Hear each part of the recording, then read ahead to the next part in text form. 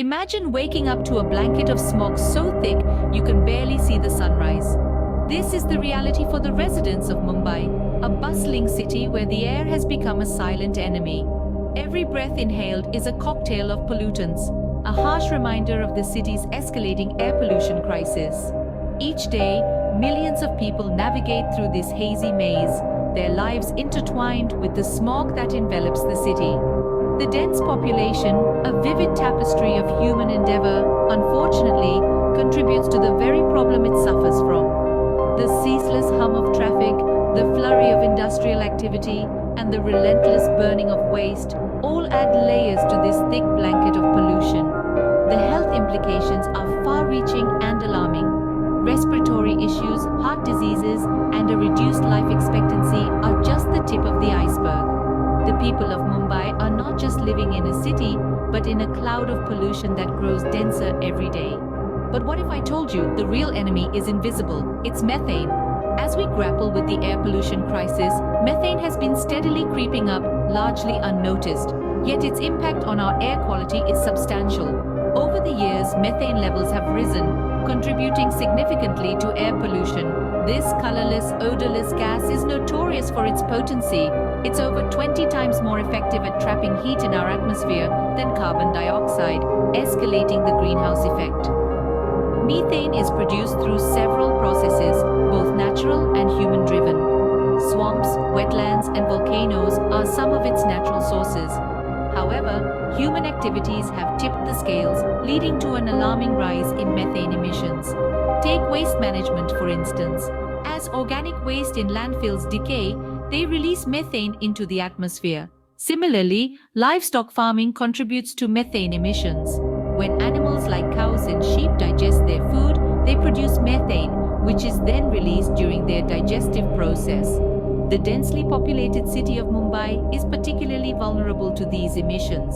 With its bustling population and extensive waste production, methane levels are soaring, exacerbating the air pollution crisis.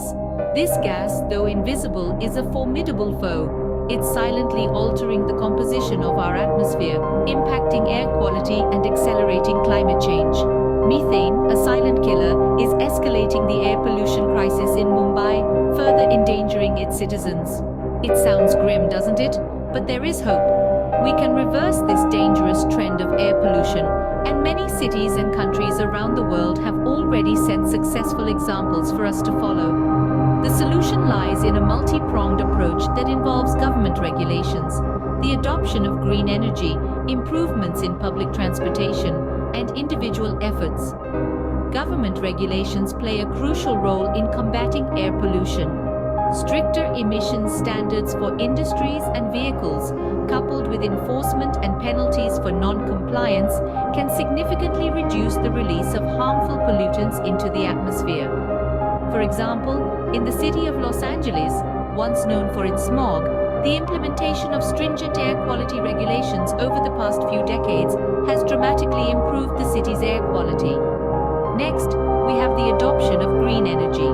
By shifting from fossil fuels to renewable energy sources like solar and wind, we can drastically cut down on the emissions that contribute to air pollution.